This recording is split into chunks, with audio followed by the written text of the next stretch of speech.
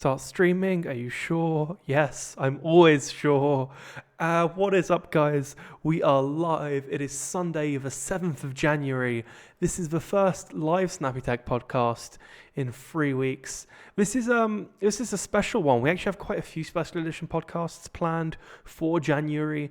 This is one of them. So in this one, it is just me, as you can see by the fact it's just myself. If I switch the scene, ta-da! It's podcast number 26. So I'm going to be talking about Spectre, about Meltdown, what all of that means. This won't be an hour and a half. This will probably be about half an hour to 45 minutes. It'll be longer than a regular video, but shorter than the normal podcast. So we'll be talking about Spectre and Meltdown, all of that jazz, how it affects all of the chip manufacturers and Windows and Mac OS and Apple OS, I guess. What is it called? Mac OS, right? Yeah. Oh, I think I meant to say iOS. But we're going to talk about all of that because there's been a lot of confusion, a lot of unfair coverage, a lot of incorrect coverage. So I think it's worth talking about now with you guys. And, you know, it's, whoops, that's myself from the past. And yeah, I saw a lot of misinformation, and we have a bunch of special edition podcasts due for this month. So I don't want this to be a full podcast. I don't want it to be a full hour and a half to 2 hours, but I did want to do something. And I feel like this has been so widely reported, it would be wrong of me not to talk about it. So this is it. It's a one topic podcast. It's going to be shorter than normal, but I think we'll hit some good points. We'll see how this goes. It's usually better to have something to bounce off of, but you know what? This is what we've got, so we're going to stick to it, and it should be good. So, you're probably wondering, George, what is Spectre slash Meltdown? I'm gonna forget Meltdown. Even all this week, I've been making show notes and thinking about what I wanted to say and all that. And even then, for the whole of this week, I've been like, it's Spectre, and what's the other one? Like, for some reason, I can't get the name Meltdown into my head. But hey, that is what it is. So, Spectre. If you wanna find out more, go to spectreattack.com. By the way, I wonder if I never checked. Does Meltdown Attack work? Is that registered as well? Let's find out. It is. So you can either go to Spectre-Attack or meltdownattack.com because they were both. So this is what's caused the confusion. Both of these were found by Google Project Zero, which interestingly is actually one of the first things to be found by Google Project Zero. Like, they haven't done many interesting things, but this is one of them.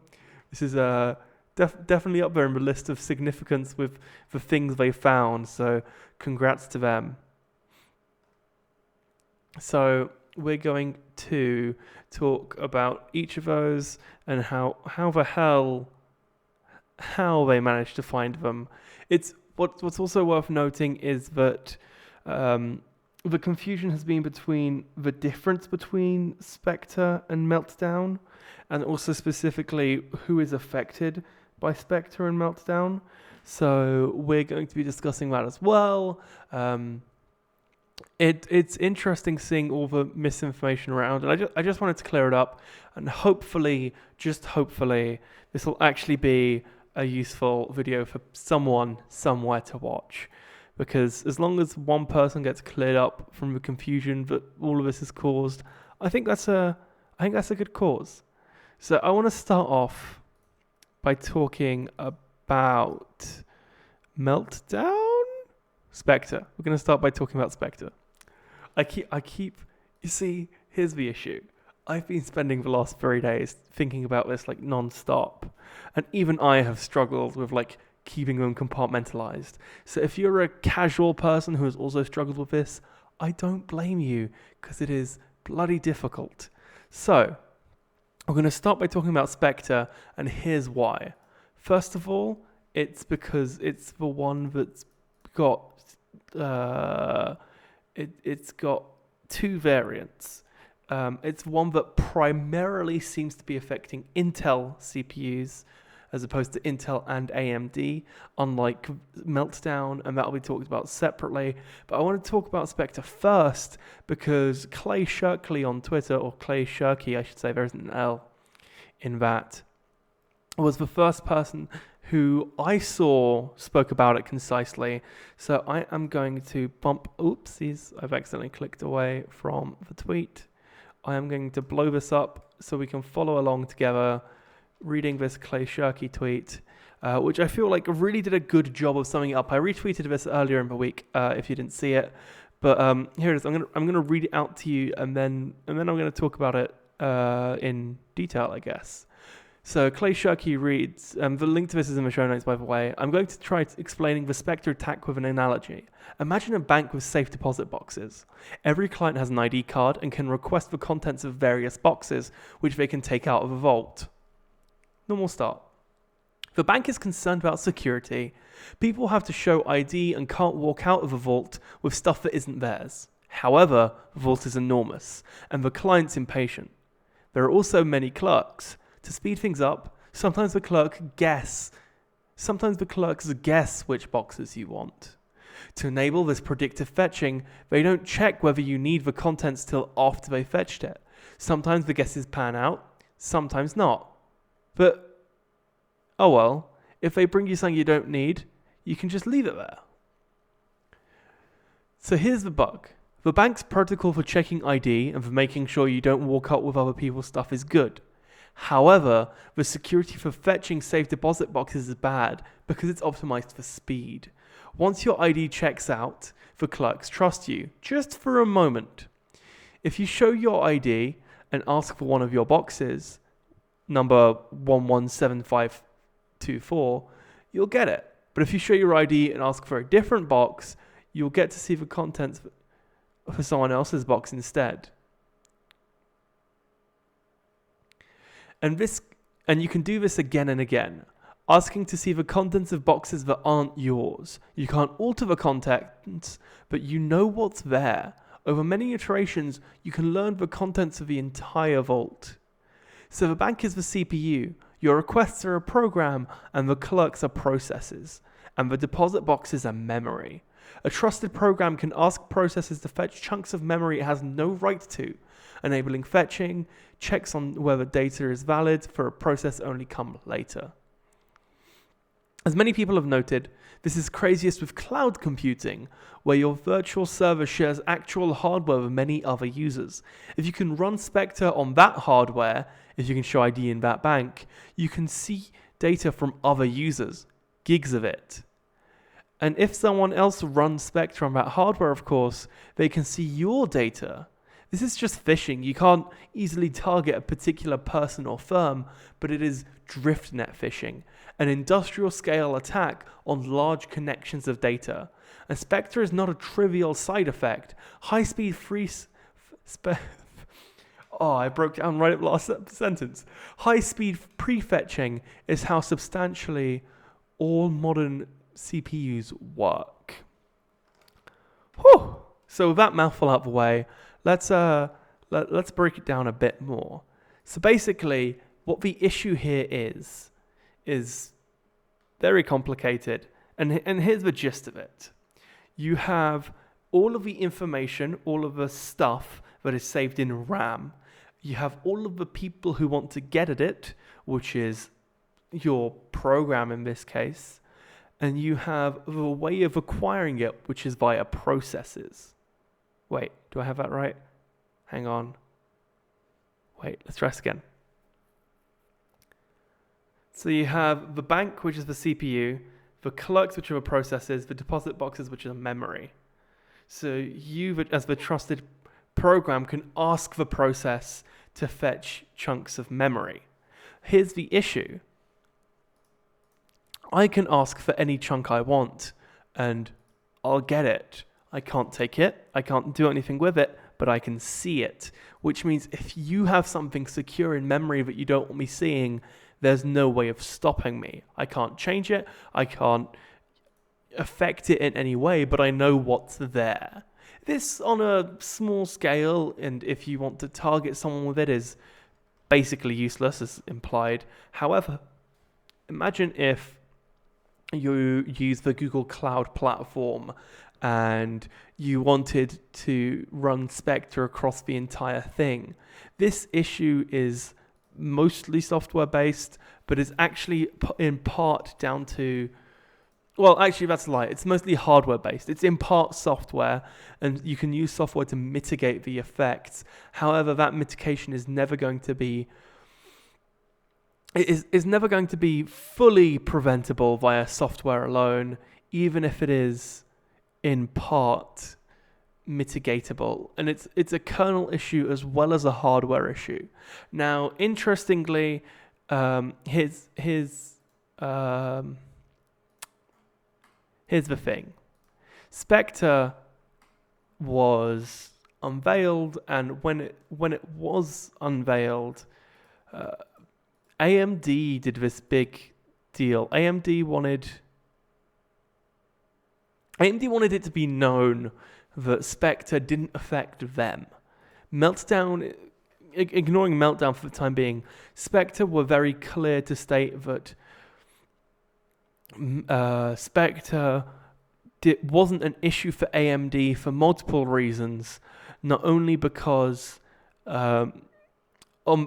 this is on the latest Intel, on the latest AMD processors, I should say. So this does affect AMD FX chips as well as AMD Pro chips, but on Ryzen, the difference is that memory is randomized, and therefore,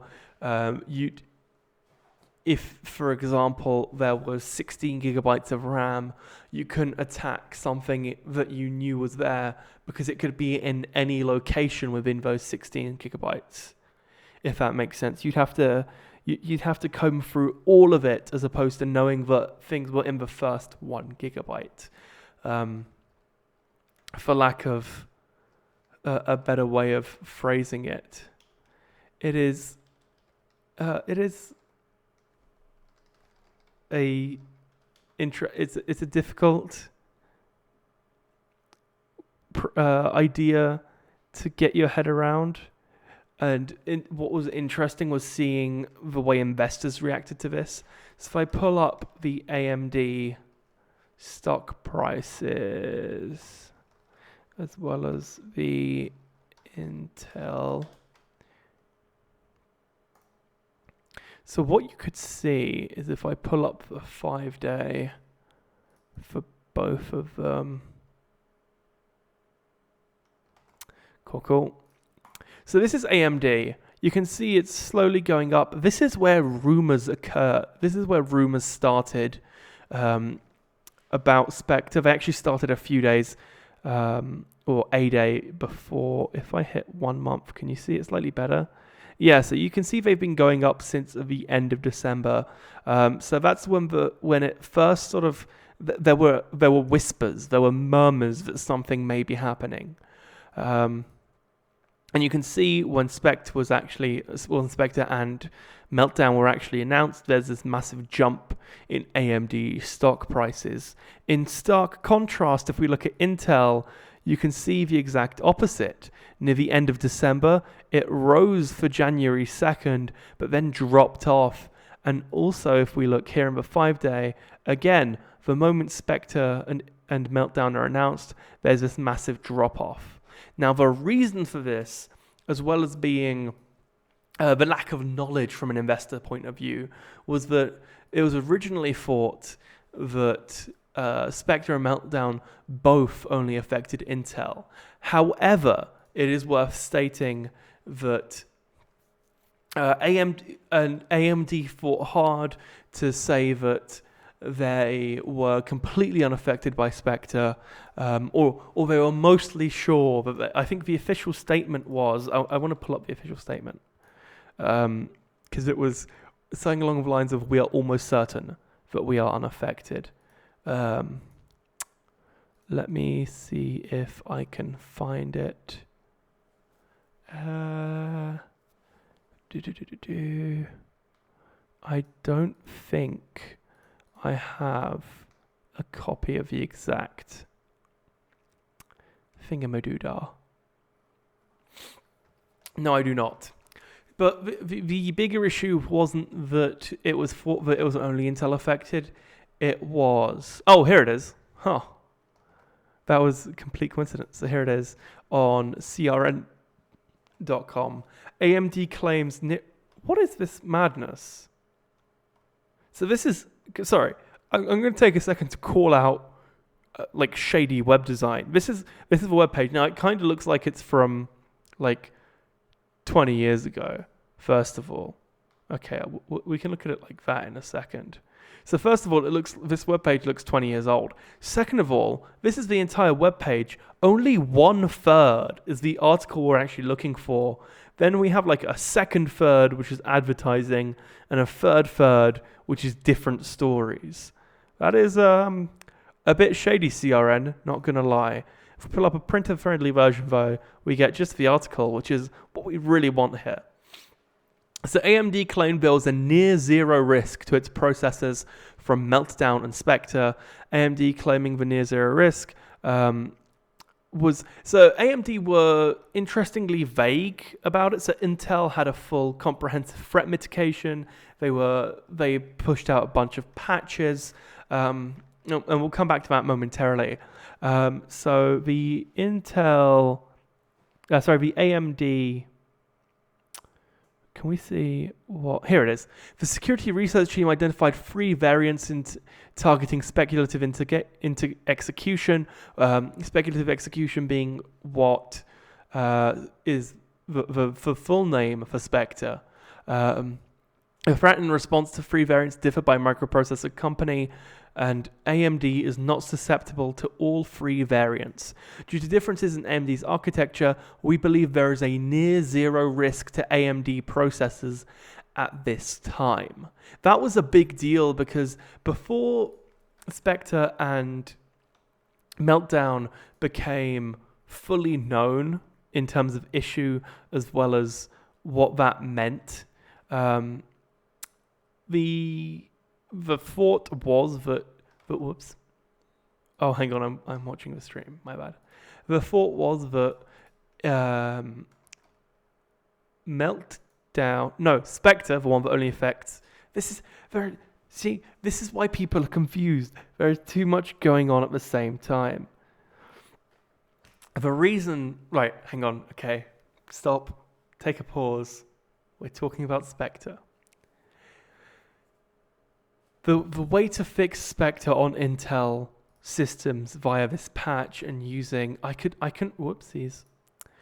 remember the name during the Snappy-Talk podcast because we mentioned it in part there. The patch process was rumored to take a massive hit to performance, I should say. It's not performance, it's performance. A massive hit to performance for Intel processors.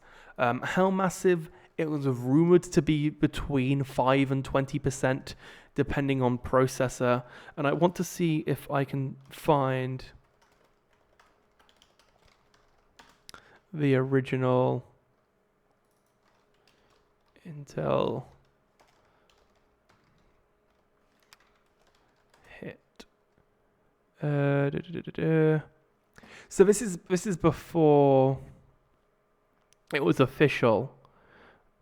Okay, so got the page here. For news of Meltdown and Spectre, blah blah blah. The fix for Meltdown is a kernel page table isolation. This has been implemented for major operating systems such as Linux, macOS, iOS, Android, and Windows. Heads up, if you use an Android device, January 2018 patch version does mitigate this to some extent. Now, the earliest tests on Linux with worst case scenarios showed performance drops of up to 30%. Here it is. So this is if I bring it up, this is the article on Tom's Hardware. Intel were very vocal to claim that the effects weren't that major, and it seems that is the case. You're going to have to excuse me for sitting back just a little. I was sitting up and it hurts like sitting up directly into the camera, and I can't shift attention off anyone else to like reshuffle, so you're gonna have to deal with it. According to recent reports, Intel and ARM processors suffer a serious hardware level vulnerability. This vulnerability has already been deployed in the fast ring of Windows insiders. Interestingly, it rolled out in November. Linux patches are now what's what I'm looking for? Available. Look at me go. So this 30% this 30% performance reduction, the likelihood of that is not only slim, but seems almost certainly non-existent. This is what caused the biggest drop in Intel share. Not the fact that the exploit existed, but it was thought that we might see up to a 30%. I say we, like I use an Intel processor. It's thought that people might see a 30% degradation in terms of performance, which is a major deal if you work in, for example, the cloud. If you're GCP or AWS, then the majority of your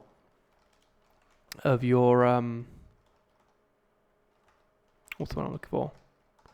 Of your cloud runs Intel processing. So I want to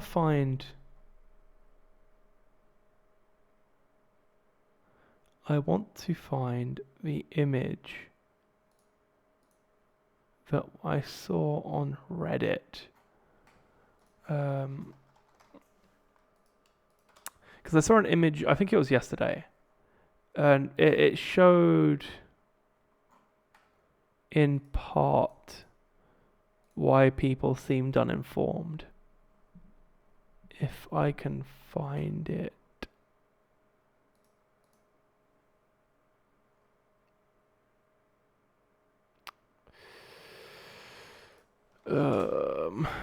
I don't think I can. Oh, you know which subreddit it was probably on? It was probably on the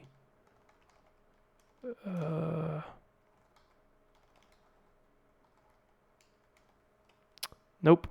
Okay, no, that's fine. I can't remember. I should have saved. This is why I try to save links as much as possible. Hi to Andre Fenlon, by the way. But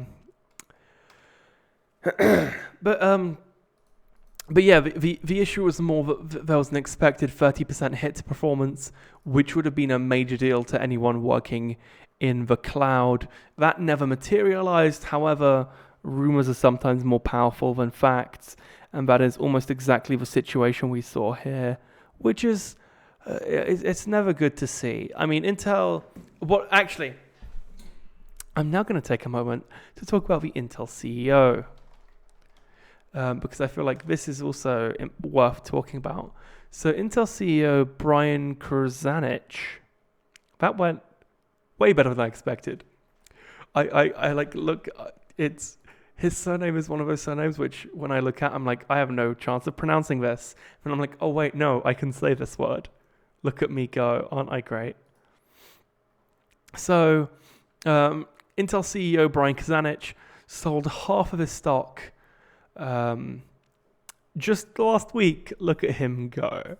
So he sold the majority of his stock under corporate bylaws in November. So he now only holds the absolute minimum number of shares he's required to own as CEO of Intel. Intel insists this is completely unrelated to the discovery of the two security flaws, Spectre and Meltdown. That leaves computers, servers, and mobile devices open to attack by hackers. They were adamant about this. The only issue being that it was processed like days before it was announced. Looking at the article on the Axios website, he sold. I want to pull up the exact number.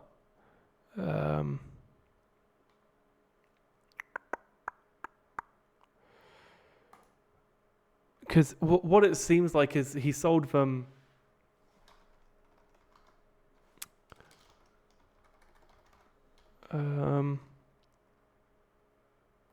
It sounds to me like he sold them as soon as he'd found out about what was happening. So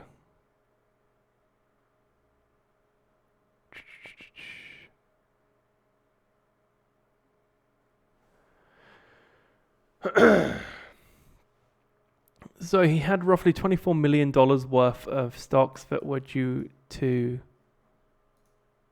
be sold in options. The sell-off drew off scrutiny because news about vulnerability and the timing about when Intel knew about it seems to be a couple of weeks before he decided to set up those stock options, which is a real coincidence considering that was, real coinkydink there, Mr. Brian Kruzanich. That's one. I remember his surname. So he sold a whopping 245,743 shares, which may sound like a lot, but that leaves him with 250,000, which again may sound like a lot, but is his absolute bare minimum as required by the fact he is CEO of this company at the time being. Whoopsie doopsies. That's a problem, isn't it, Mr. CEO? We'll see if that turns out to be an issue. I believe the Equifax executives were cleared. Equifax. Hang on, let me pull up the article. There's a completely unrelated note, really quickly. Equifax executives cleared by board over post-breach sales. The company has claimed they had no knowledge of the incident. This is an old article. I could have sworn I saw something in the news just this week. Let me check.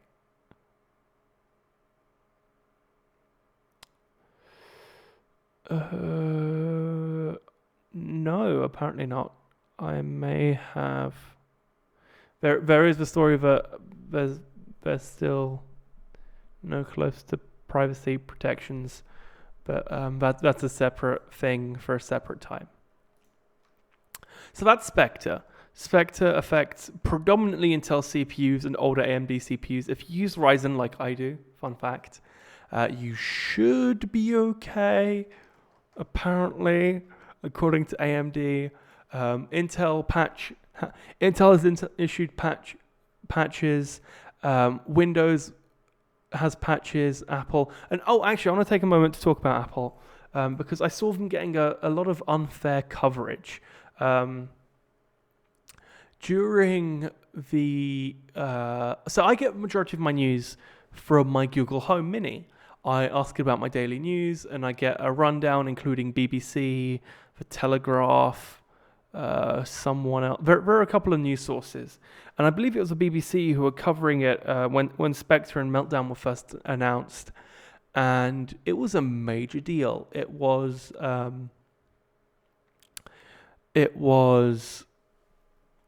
brought up as being a predominantly Apple issue, which I found quite unfair to Apple. They were discussing how Apple are known for being secure, and that because they used Intel chips, they had now been exploited and were hackable, and it made it sound very much like it was Apple's fault. They were talking about how this was a tarnish on Apple's reputation, and how it was a chip, so this is the actual headline that BBC are currently running. Meltdown and Spectre. All Macs, iPhones, and iPads affected. This makes it sound like a very Apple issue. Now, Apple did come out and claim that all of their devices were affected by these two flaws. However, it's not a strictly Apple issue. It affects almost all Intel processors, which means it affects almost all devices with a processor in them, full stop. It's a bit unfair to claim that this is mostly an Apple issue. In fact, if you scroll down, if you get this is a full. You know what? Let me pull it up for you guys. So this is the article, right, talking about how it's mostly Apple's fault. Images of an iPhone, and this is one of the very few times I'll defend Apple. So, Greg, if you're listening to this, Greg Morris from the Bring Your Own Device podcast, be proud of me. You go down, affects processors made by Intel and ARM. That, to the uninitiated, that means nothing. And you have to get down all the way down to like the last couple of lines where they go, Google and Microsoft have already issued statements telling users which products are affected by bugs. Google said its Android phones were protected if they had the latest security updates, which I want to mention. See, I find this bit hilarious as well because security isn't exactly very good on Android devices. I'll be the first to admit that. I personally feel that the majority of the time you have to be personally targeted for one of these, for a lot of the Android issues. And I feel like even then, Android provides more attack vectors for a hacker, but iOS isn't 100% secure. And if someone wants your information, I think they'll always find a way if they want it hard enough.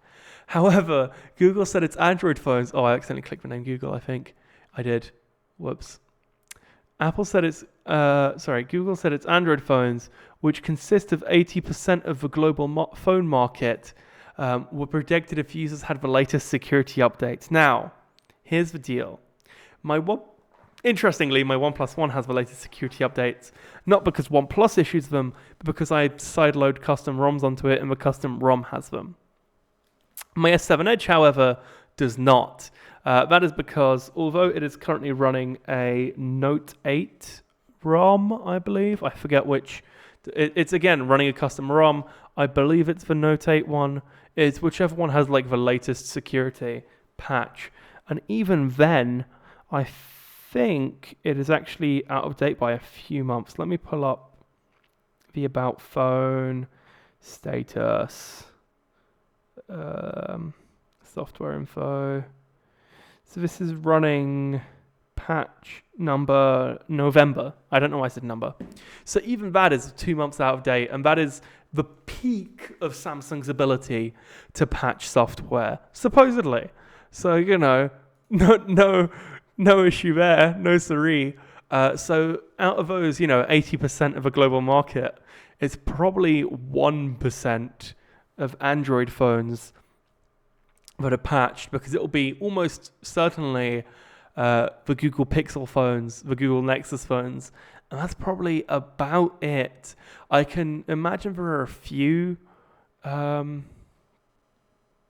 may be like a couple Android developers that have pushed it. There won't be more than that. So you are almost guaranteed to have issues if you're an Android user right now, just as a heads up. And then on top of that, of course, Microsoft with Windows, they too have already released fixes for many of its services.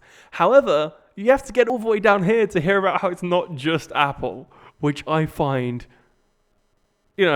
partially hilarious and a little bit sad. I'm not exactly one, but I'm not a person who loves Apple.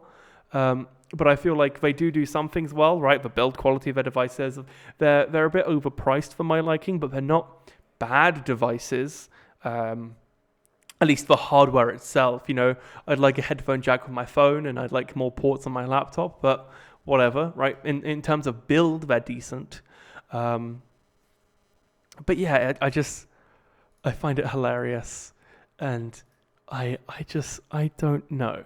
So let's talk Meltdown. Meltdown is more of a software issue, and is more to do with how the software side works as opposed to the hardware side. Meltdown breaks the most fundamental isolation between user applications and the operating system, allowing a program to access memory and thus also the secrets of other programs and the operating system. If your computer has a vulnerable processor and runs an unpatched operating system, it is not safe to work with sensitive information without the chance of leaking the information. This applies to, once more again, personal computers and cloud infrastructure. However, this is something that is completely fixable by software. So this is something that will... Wait, hang on. Yes? I believe... Yeah, I have this right way around, right? I'm still. I'll be honest. I'm still. Yeah. We're talking about Meltdown here. Yeah. Good. This is something that can be. You can tell even after hours of researching this, I have the fullest of confidence in my knowledge. I think that's the right way to be about it. You have to be a little bit questioning of what you think is your own knowledge. This is every processor made by Intel from 1995, except the Atoms pre-2013. 2013 is what I meant to say there. Interestingly. Currently, Meltdown is only verified on Intel processors. AMD, again, are insistent that it almost doesn't affect them. And according to ARM, not all of their processors, but some of them are. Again, this is something that is completely fixable via software, unlike Spectre, which, although you can mitigate against, you can't fully... fix. If you go to meltdownattack.com, it does say Meltdown. The vulnerability Meltdown basically melts security boundaries that are meant to be enforced by hardware. However, those can be fixed, whereas Spectre is based on the root cause speculative execution. As it is not easy to fix, it will haunt us for quite some time. Get it? Get it? Because it's like Ghost. It's a Spectre. Get it? It's a joke. They're being funny whilst you're being hacked. But we'll gloss over that. But yeah, I think it's that is a state of the union, for lack of a better phrase. That is the state of, let me spin this around a touch. That is the state of Spectre and Meltdown and all the CPUs. So to recap, AMD claim they are more or less A-OK against Meltdown, and that they are definitely A-OK against Spectre. It doesn't affect them at all. Intel say that they are affected by both. However, patches against Meltdown have had no performance hit, and patches against Spectre, although it was initially thought that it'd be up to 30%, it turns out that hasn't materialized. They seem A-OK, and I'm almost inclined to believe them on that. I haven't seen anyone hit me up telling me there are issues there. So yeah, that is the short state of the union. This is I hope this has been informative to you, at least in some extent. This isn't as long as a regular Snappy-Tech podcast, because it is this one topic that I felt needed talking about, and we're working very hard on the next couple of podcasts on the 21st of December, as well as either the 14th or 28th. I'm not sure which yet. We haven't solidified the date. I think it'll be the 28th, and I think next week we're going to have Greg Morris on, which would be great. So one of the weeks will be a special episode, and one that isn't will have Greg Morris on. That's the intention. Greg will be talking about how he's left Twitter and how he's feeling better about it. So that should also be a great episode. We have lots of fun stuff planned. So make sure to subscribe to see all of that. If you enjoyed this podcast, thank you for joining me live. Let me just fix my microphone, make sure it's centered. I get really self-conscious about the centering of this microphone. I'm not sure why. It's like the weirdest thing to be like, a little bit anal about, but it is. So yeah, if you enjoy the Snappy-Tech podcast, go to snpy.tech/podcast to listen to the audio version, or /iTunes if you own an iOS or any Apple device to pull it up on iTunes. You can subscribe to the podcast for the audio version. You could go to snpy.tech/YouTube to see us on YouTube, to watch us as well as interact when we are live. We are live every Sunday at either 6 or 7 p.m. GMT, depending on the week and the situation and the guests. So make sure to keep an eye on our YouTube channel and the Twitter, which is snpy.tech/Twitter, our Facebook, which is /Facebook. You can add me on Snapchat via /Snapchat or the Snap code, which is actually on this podcast. If you look down, you'll see it right there. Thank you so much for joining me. We will see you next week when we discuss either something or Greg. If it's not Greg, I want to keep it under wraps. If it is Greg, it's going to be Greg. And that means it's going to be a great episode, because Greg always makes for a great episode, because he is the highlight. Thank you for watching, and we'll see you next week with people. It's going to be great. Trust me. Bye.